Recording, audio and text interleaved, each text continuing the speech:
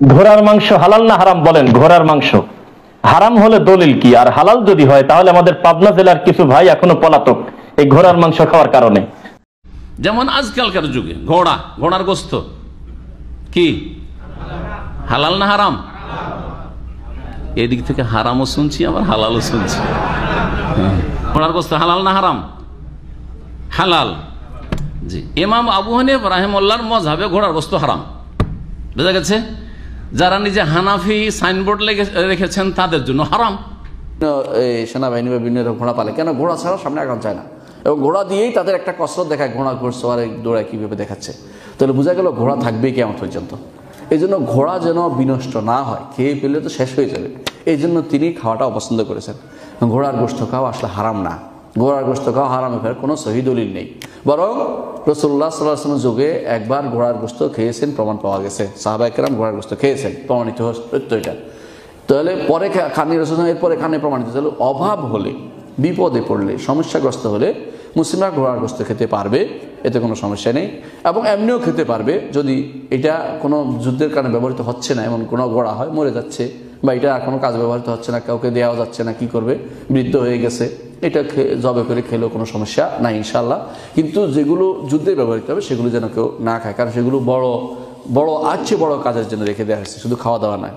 আলাউস সুনানের 17 নম্বর খণ্ডে 143 নম্বর পৃষ্ঠায় একটা শিরোনাম দেওয়া হয়েছে, বাবু কারাহাতি লুহুমিল খাইল, যে ঘোড়ার গোশত খাওয়া মাকরুহ। নাহা রাসূলুল্লাহ সাল্লাল্লাহু আলাইহি ওয়াসাল্লাম আন আকলি লুহুমিল খাইলি ওয়াল বিগাল ওয়াল হামির। আল্লাহ নবী ইসলাম 3টা প্রাণীর গোশত খেতে নিষেধ করেছেন, তার ভিতরে একটা হলো ঘোড়া। আসসালামু আলাইকুম ওয়া রাহমাতুল্লাহি ওয়া বারাকাতুহু। সুপ্রিয় দর্শক, আপনারা যেখান থেকে আমাদেরকে দেখছেন, আপনারা নিশ্চয়ই জানেন যে সম্প্রতি ঘোড়ার গোশত নিয়ে আমাদের সারা দেশেই একটা ব্যাপকভাবে খাওয়ার ধুম পড়ে গেছে। অথচ এ ব্যাপারটা যেভাবে শুরু হয়েছে এটা সুন্দর নয়। সবচেয়ে বড় কথা হচ্ছে ফিকহি দৃষ্টিকোণ থেকে এটা বৈধ, উত্তম নয়। এ বিষয়ে আমরা আপনাদের সামনে কথা বলবো। আমাদের সাথে আছেন মুহতারাম মুফতি রেজাউল করিম আবরার হাফিজাহুল্লাহ। প্রিয় দর্শক, ঘোড়ার গোশত ইসলামে ফিকহের আলোকে খাওয়া মাকরুহ। মাকরুহের 2 প্রকার, এক প্রকার হলো মাকরুহে তাহরিমি, যেটা হারামের কাছাকাছি, আরটা হলো মাকরুহে তানজিহি, যেটা হালালের কাছাকাছি। তো ফিকহের দৃষ্টিকোণ থেকে ঘোড়ার গোশত খাওয়া মাকরুহে তানজিহি। কিন্তু এখানে আরও কিছু বিষয় আছে যেটা আমাদের শামসুদ্দৌলা আশরাফী হাফিজুল্লাহ বলবেন, যে ঘোড়ার গোশত ইমাম আজম আবু হানিফা রাহিমাহুল্লাহ খাওয়া কেন মাকরুহ বললেন, ইমাম আজম আবু হানিফা রাহিমাহুল্লাহর ফিকহি দৃষ্টিকোণ কতটা গভীর ছিল, এ বিষয়ে মুফতি শামসুদ্দৌলা আশরাফী হাফিজুল্লাহ আলাপ করবেন ইনশাআল্লাহ। এক্ষেত্রে আমরা যদি ফিকহের গুরুত্বপূর্ণ কিতাবগুলোর দিকে তাকাই, তাহলে আমরা দেখব যে ইমাম আবু হানিফা রাহমাতুল্লাহি আলাইহি এই বিষয়টা বর্ণনার পাশাপাশি এর ব্যাপারে সুস্পষ্ট দলিলও নিয়ে এসেছেন। আমাদের হাতে রয়েছে নাতাইজুল আফকার ফি কাশফিল মুহম্মদিয়াল আসরার, এটা ফাথুল কাদিরের তাকমিলায়। এখানে 9 নম্বর খণ্ডে আমরা যদি দেখি, তাহলে আবু হানিফা রাহমাতুল্লাহি আলাইহি যে বক্তব্য দিয়েছেন, ফিকহের গভীরতা, সুবহানাল্লাহ, এটা কিন্তু কোরআনুল কারীমের আয়াতকে সামনে রেখে দেওয়া। আমরা জানি যে সূরাতুন নাহলের 8 নম্বর আয়াতের মধ্যে আসছে খাইলা ওয়াল বিগালা ওয়াল হামিরা লিতারকাবুহা ওয়া জিনা। এখানে স্পষ্টভাবে আল খাইল, ঘোড়াকে দুটো কারণ বা দুটো ব্যবহারিক দিক বোঝানো হচ্ছে। একটা হচ্ছে নিয়ামতের 2টা দিক বর্ণনা করা হয়েছে। একটা হচ্ছে যে এখানে মানুষ আরোহণ করবে, আর একটা হচ্ছে এটা সৌন্দর্যের জন্য। তো আরোহণের মধ্যে উল্লেখযোগ্য যে ব্যবহারিক দিক, সেটা হচ্ছে যে যুদ্ধ বা জিহাদের ব্যবহারিক দিক। তো এছাড়াও রাসূল সাল্লাল্লাহু আলাইহি ওয়াসাল্লাম হাদিসের মধ্যেও একই বক্তব্য দিয়েছেন। এখানে আলাউস সুনানে, সুনান নাসাইর বর্ণনা এসেছে, আলাউস সুনানে মুসনাদে আহমদের সূত্রে রেফারেন্স এসেছে। ইমাম এখানে আলাউস সুনানের 17 নম্বর খণ্ডে 143 নম্বর পৃষ্ঠায় একটা শিরোনাম দেওয়া হয়েছে, বাবু কারাহাতি লুহুমিল খাইল, যে ঘোড়ার গোশত খাওয়া মাকরুহ, মানে মাকরুহে তানজিহি হওয়া প্রসঙ্গে। এখানে হযরত খালিদ বিন ওয়ালিদ রাদিয়াল্লাহু তাআলা থেকে 1টা 2টা 3টা 4টা 5টা 6টা, প্রায় 6টা বর্ণনা এসেছে।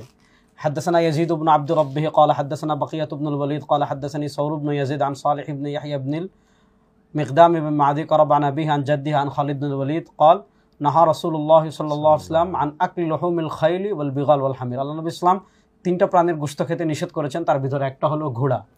কেন নিষেধ করেছেন, যেটা আমাদের শেখ আলোচনা করেছেন, যে ঘোড়া মূলত এটা বাহনের জন্তু এবং ঘোড়া একটা সুন্দর লালন পালনের একটা জন্তু। এই জন্য আমাদের ফুকাহায়ে কেরাম কি বলেছেন, এটাকে মাকরু বলেছেন। ইবনে আবিদিন শামীর এবারটা একটু দেখানো যায়। জি জি, ইবনে আবিদিন শামী রহমতুল্লাহ আলাইহি এই বিষয়টা এনেছেন।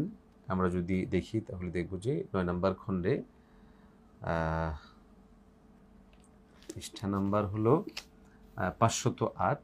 এখানে তিনি শেষ পর্যন্ত যেটা সমাধান দিয়েছেন সেটা হচ্ছে যে মাকরুহুন কারাহাত তানজিহ, হ্যাঁ, মাকরুহের তানজিহ হিসেবে সেটাকে উল্লেখ করা হয়েছে। এখানে আমরা সমকালীন যে বিষয়টা খেয়াল করেছি, আমাদের মধ্যে অনেকে আসলে গভীর এই জায়গাটা না গিয়ে এরা বাহ্যিকভাবে, দেখুন আমার প্রশ্ন হচ্ছে যে ঘোড়ার গোশতটা কেন খেতে হচ্ছে? আমাদের কি অন্য হালাল গোশতের অভাব পড়েছে? অবশ্যই না।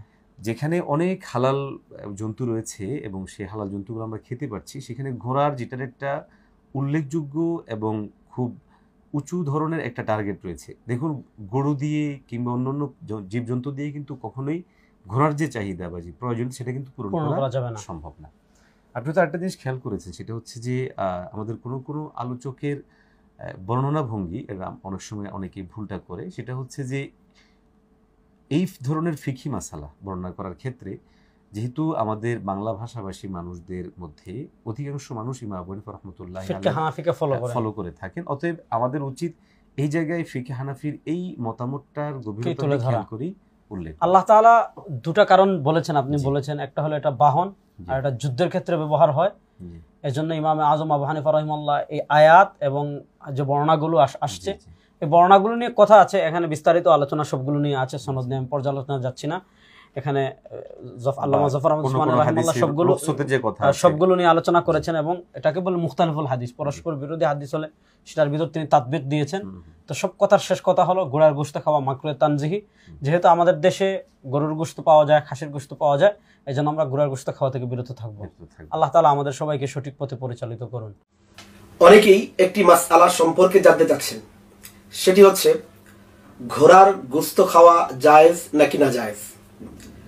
দেখুন, ঘোড়ার গোশত খাওয়া জায়েজ বা নাজায়েজ বিষয়ে ফিকহে হানাফিতে একটু ইখতিলাফ রয়েছে। ফতুয়ে হিন্দিয়া তথা ফতুয়ে আলমগীরের 5 নম্বর খণ্ডের 290 নম্বর পৃষ্ঠা এবং বাদাইউস সানায়ে এর 5 নম্বর খণ্ডের 38 নম্বর পৃষ্ঠায় এই সংক্রান্ত মাসআলায় লেখা হয়েছে যে ঘোড়ার গোশত খাওয়া এটি ইমাম আবু হানিফা রাহমাতুল্লাহি আলাইহি এর মতে মাকরুহে তাহরিমি। মাকরুহে তাহরিমি কিনা এই বিষয়ে ইখতিলাফ আছে, তবে আসাহ কল এটাই, ইমাম আবু হানিফা রাহমাতুল্লাহি আলাইহির মতে ঘোড়ার গোশত খাওয়া এটি মাকরুহে তাহরিমি। যদিও সাহেবাইন তথা ইমাম মুহাম্মদ এবং ইমাম আবু ইউসুফ রাহিমাহুল্লাহ তাআলা এই দুইজনের মতে, এছাড়া ইমাম শাফি রাহমাতুল্লাহি আলাইহির মতেও ঘোড়ার গোশত খাওয়া এটি জায়েজ আছে। ইমাম আবু হানিফা রাহমাতুল্লাহি আলাইহি যে মতটি দিয়েছেন, এটি মূলত ঘোড়ার গোশত খাওয়াকে তিনি যে কারাহাত বলে সাব্যস্ত করেছেন, এর মূল কারণ হলো যেহেতু ঘোড়া এটি আলায়ে জিহাদ তথা জিহাদ করার একটি বাহন, এর উপরে আরোহণ করে যুদ্ধ করা হয়, জিহাদ করা হয়। যদি ব্যাপক আকারে ঘোড়ার গোশত খাওয়া শুরু হয়ে যায়, তাহলে জিহাদের সময় মুজাহিদদের জন্য এই বাহন বিষয়ক কষ্ট হতে পারে। মূলত এই কারণে তিনি এটিকে মাকরুহে তাহরিমি বলেছেন। এখন অনেকেই বলে থাকেন যেহেতু বর্তমানে এটি যুদ্ধ এবং জিহাদের মাধ্যম নয়, বরং অন্যান্য বাহন চলে আসছে, গাড়ি চলে আসছে, বিমান চলে আসছে, কিন্তু সত্যিকার অর্থে এখনো জিহাদের মাধ্যম হিসেবে, যুদ্ধের মাধ্যম হিসেবে ঘোড়া ব্যবহৃত হয়।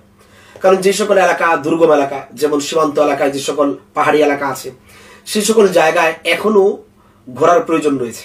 এই জন্যই সেনাবাহিনী এবং পুলিশ সহ অন্যান্য বাহিনীর জন্য ঘোড়সওয়ার এর ট্রেনিং নেওয়া হয়ে থাকে। মূলত ইত্যাদি কারণে ঘোড়ার গোশত খাওয়া এর বিষয়ে ফিকহে হানাফিতে অনুৎসাহিত করা হয়েছে। তবে যেহেতু একটি হালাল প্রাণী ঘোড়া, এজন্য তার গোশত মূলত হালাল এবং এর মাঝে কোনো প্রকার নাপাকিও নেই। এই জন্য কেউ যদি ঘোড়ার গোশত খায় তিনি হারাম খেয়েছেন বা নাপাক খেয়েছেন এরকম বলা যাবে না। তবে সর্বোচ্চ আমরা এতটুকু বলতে পারি, ঘোড়ার গোশত খাওয়া এটি অনুত্তম, এইভাবে ঘোড়ার গোশত না খাওয়া উচিত।